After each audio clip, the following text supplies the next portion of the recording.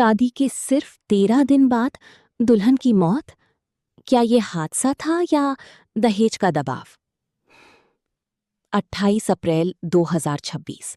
ये दिन प्रियंका के जीवन का सबसे खास दिन था। वो दुल्हन बन रही थीं, सपनों से भरी एक नई जिंदगी की शुरुआत करने जा रही थीं।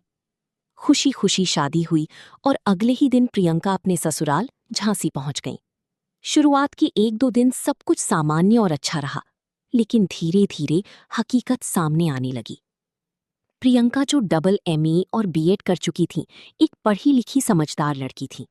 उन्होंने अपने परिवार की मर्जी से शुभम के साथ रिश्ता आगे बढ़ाया था। दोनों परिवारों की सहमति से 2025 में सगाई हुई और फिर 2026 में शादी। लेकिन शादी के दिन ही दहेज को लेकर पहली दरार पड़ गई, जब शुभम की मां ने सोने की चेन और अन्य चीजों की मांग की। किसी तरह रिश्तेदारों ने मामला शांत करवाया और शादी हो गई। शादी के कुछ दिनों बाद ससुराल वालों का असली व्यवहार सामने आने लगा। प्रियंका को बार बार ताने दिए जाते, तुम्हारे घर वालों ने दिया ही क्या है, एक गाड़ी तक नहीं दी। ये बातें सिर्फ 4 दीवारों तक सीमित नहीं रहीं, बल्कि दूसरों के सामने भी कही जाने लगी। प्रियंका ने ये सब अपने माता पिता को बताया, लेकिन शायद वो भी हालात की गंभीरता को पूरी तरह समझ नहीं पाए। शादी के 11वें दिन एक छोटा सा फंक्शन रखा गया, जहां आस पड़ोस की महिलाएं आईं। वहां भी प्रियंका को अपमान का सामना करना पड़ा।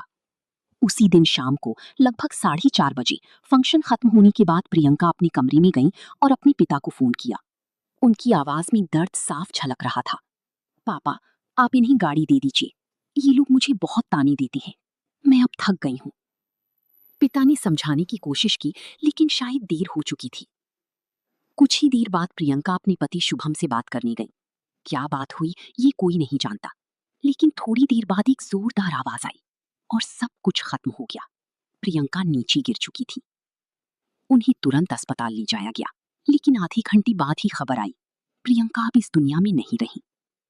सबसे दर्दनाक बात ये थी कि जिस बेटी ने कुछ मिनट पहले ही अपने पिता से बात की थी, वो अचानक हमेशा के लिए खामोश हो गई।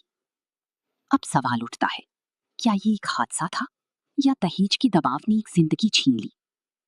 प्रियंका के पिता ससुराल वालों पर गंभीर आरोप लगा रहे हैं।